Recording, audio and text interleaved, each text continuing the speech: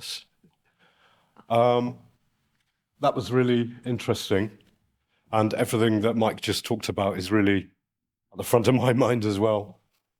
As someone who regularly kind of delves into these archives, looking for that crucial spatial data and assemblage data with project archives. And quite often finding it's not there, even though we're in 2024 and we've been doing digital archiving for 20, 30 years now. So 3 topics just to cover in this fairly short talk. Is what we're archiving really reproducible?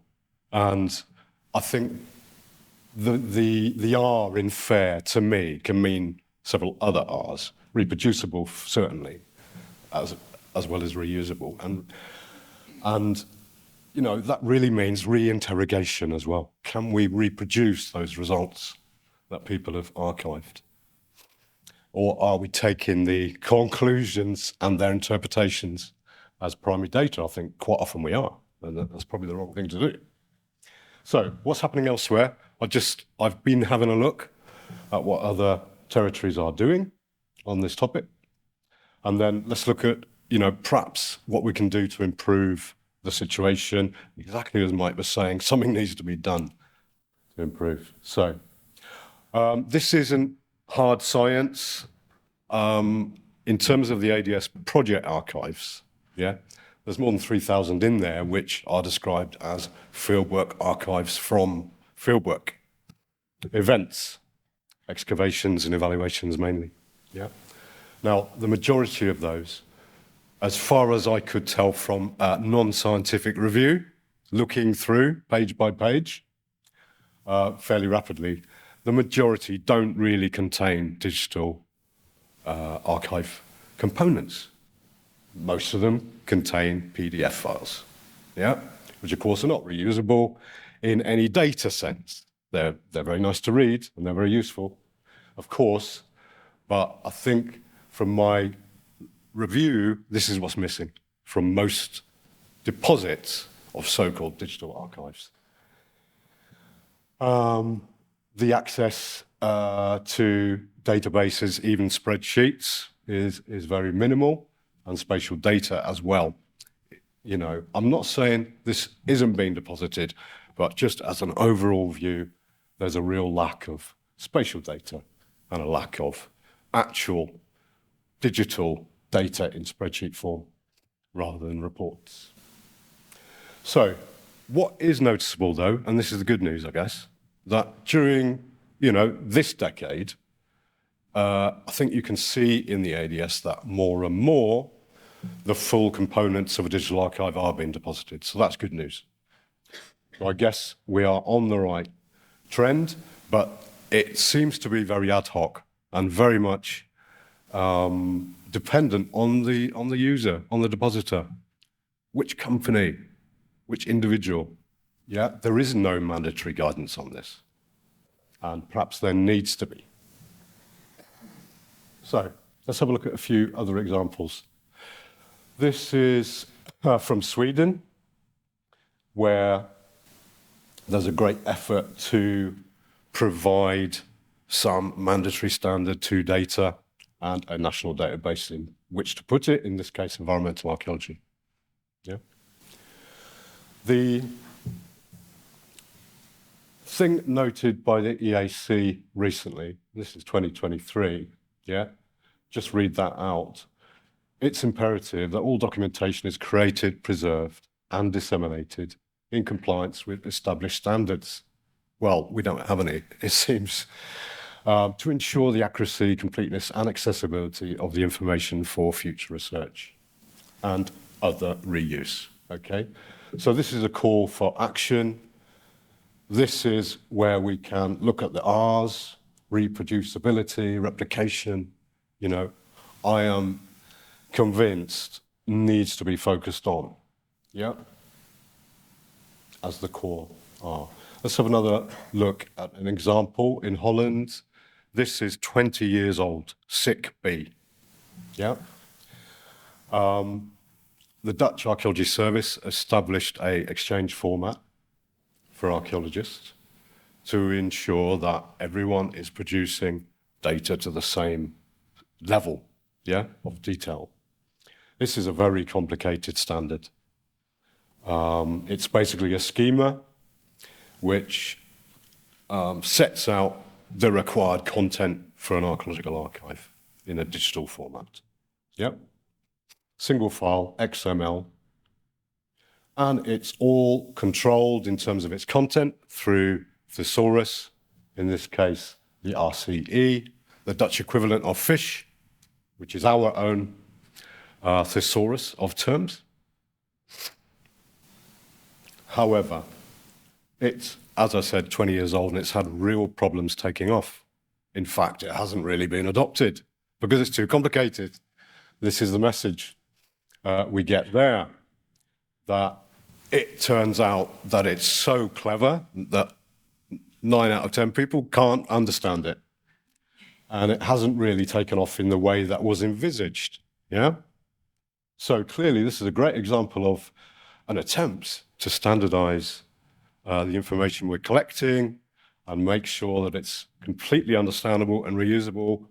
But in this case, they're still working on how to get everyone in the room to use it.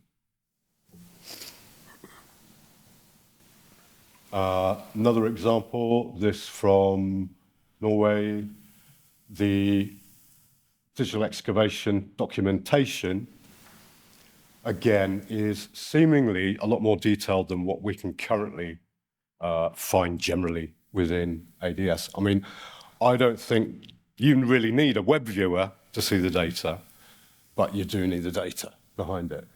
And in this territory, you know, there is the ability to look down at the individual site level in terms of the content of digital archives. And that's certainly something that we do as researchers with a great deal of effort at the moment, incorporating other people's results into our own project. And in terms of the larger projects, you know, assimilating a lot of information and assessing it is a great deal of difficulty. That also appeared earlier, I think, for some reason, but this is, again, the Sweden example. I don't know why that's there.